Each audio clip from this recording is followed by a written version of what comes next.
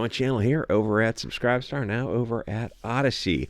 So Gail Simone triggers the soy boys. So many pussies out there dealing with them one vagina at a time. To let you know how toxic the left is, how misandrist, how absolutely broken and miserable they are. So the title is Gail Simone takes heat from woke Twitter mob for her Woman of Marvel #1 story, which I guess JDA actually went out and spent $6 to buy. God, that's got to be weird going to a store and, yeah, I'll have this comic, please. I look at you like, what's wrong? Why would, you must be like a YouTuber reviewing it, because that's probably the only people who are buying this kind of crap, or I don't know, college lesbians in Birkenstocks and short blue hair, the nose piercing. So I don't know what the phrase is for these globalist, useful, idiot parasites. Anti-natal, anti-family, misandrist. These are the Bolshevik, useful idiots, the blue-haired, childish weirdos who were so brainwashed by a Frankfurt School echo chamber that they're taking cross-sex hormones because they've been propagandized into hating themselves by a globalist, parasitical media. So Gail Simone was chosen to do the Marvel women stuff and anthology book. I mean, nobody cares. Nobody women in comic books. Yeah, that's what a great idea. So what percentage of women are buying comics? Are there negative percentages? I don't know. There might actually be in like a negative percentages, because now you have men dressed as women. I don't know what you class them as. Feminists feminism is cancer. Nobody's into feminism. I think even feminists are probably getting pretty tired of feminism. I don't know what wave they're in, like third or fourth wave or something. They go like, the J.K. Rowling type of feminists, where I always think of it is the feminists are pushing this train, and they get it to, they're in their 40s, 50s, and 60s now, and they get it to the stop, or right about close to where they think they should, stop the train.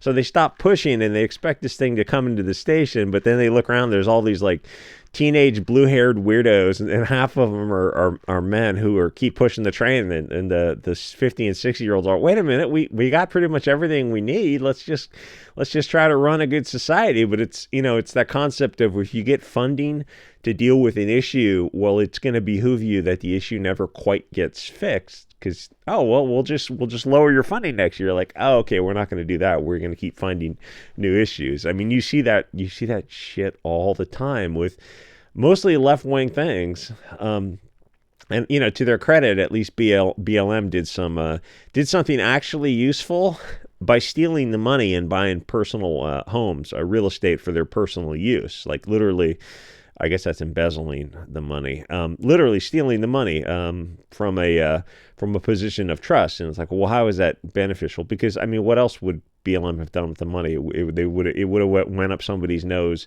anyway. At least they personally enriched themselves. And if a few dozen people made a few $1 million out of it, and half the money just went right back to BlackRock type of nepotism. They do stuff like this when they kind of launder money, where they have a trust, and the administrator of the trust is getting paid like $800,000 a year, and it's the donor's nephew. And so it's like this thing will, some bank will donate $200 million, and their family members will be the administrators of this thing to disseminate the funds, which kind of never really go anywhere, or they go into their own pet projects.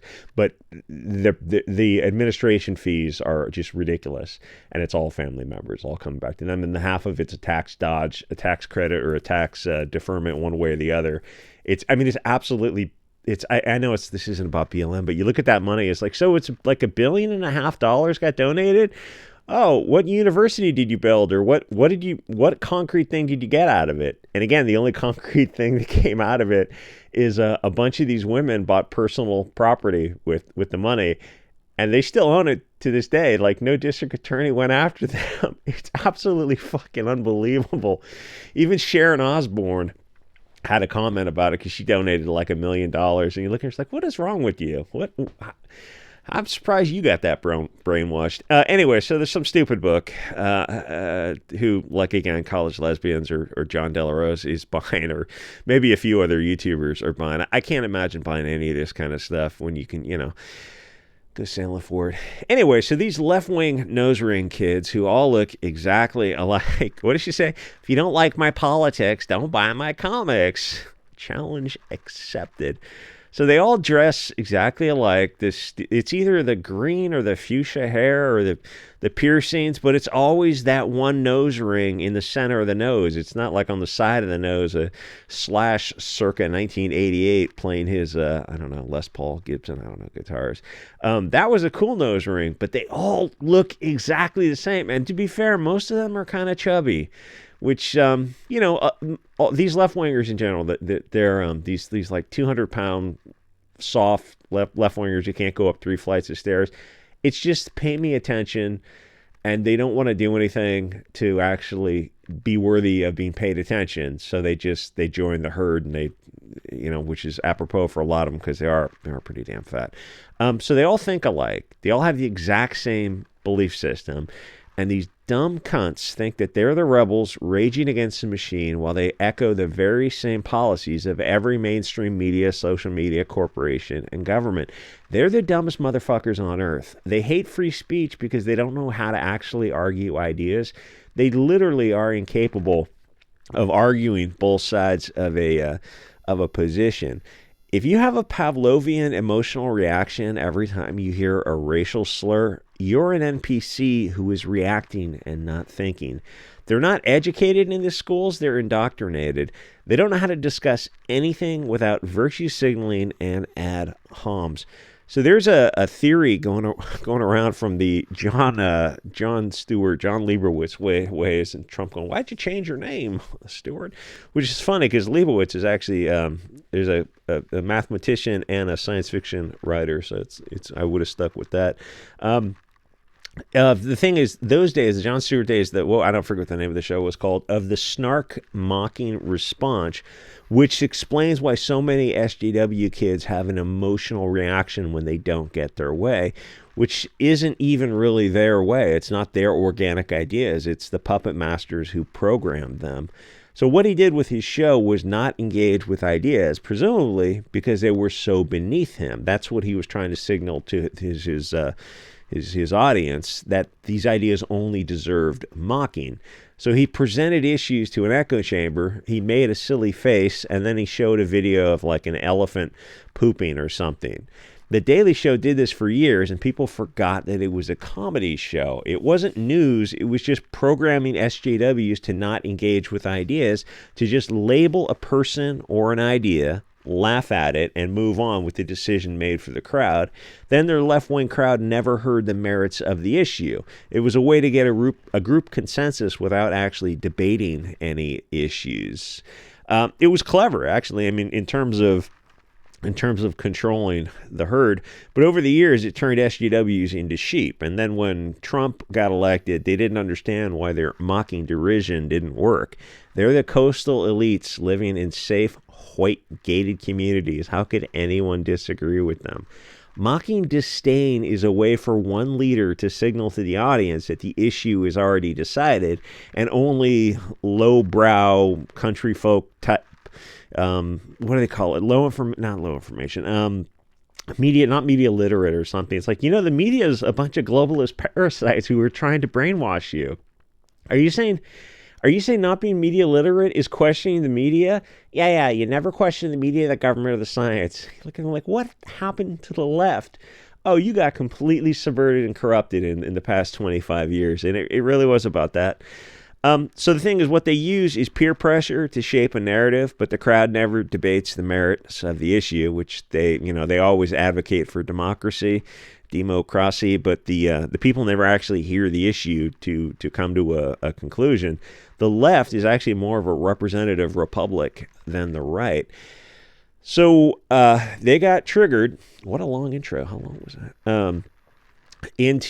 She did this comic book, right? And there's the scene where the women are speaking about how much they love the men, which is, keep in mind, 99% of the planet is on board with, heterosexuality, of being tribal.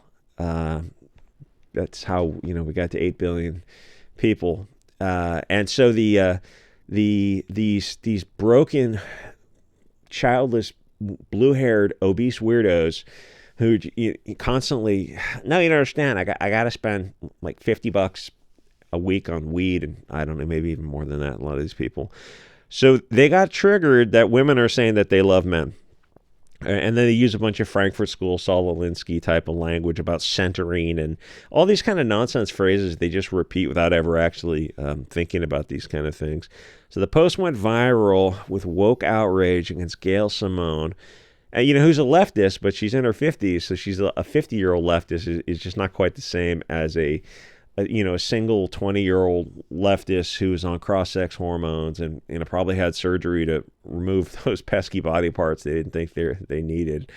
So it's like sunk cost investment for a lot of left-wingers, and that's that's kind of an interesting theory. Probably not one for YouTube. Is like piercings and tattoos and makeup and coloring your hair and whatever. That's not sunk cost in investment because that stuff comes off. I mean, the tattoos don't, but it's not such a big deal. Where what they're getting, what these bullshies have gotten kids to do now is 100% sunk cost because surgery is one way. When they're putting them on hormones, that's a permanent. It permanently retards the growth. You'll never get that back. The puberty window doesn't open up. They just keep these kids on Twitter. They keep repeating the dumbest stuff about no, they're reversible. And then I go provide a source, and they provide this source from some government medical website, and I go read it. I've read it because they provide the same source. I read it. I go literally in your source. It talks about plate bone closure growth rates. The source they provide says it's permanent. They didn't read the source they provide. They're just repeating it. I go, have you considered reading this? And I cut out the paragraph. It shows it's permanent. And it's like they don't respond because it doesn't fit their worldview. It's like, no, you take those hormones. Those hormones are permanent. You do not ever get puberty. I guess I'm a little bit off topic. I don't care anymore. I mean, this stuff is what they're doing to kids is, the sunk cost investment concept. That's what they're doing. And the thing is, okay, so she's in her 50s. I guarantee you there's a lot of 50-year-old leftists who are looking at the trans thing right now and thinking to themselves, I don't know if doing this to kids is such a good idea.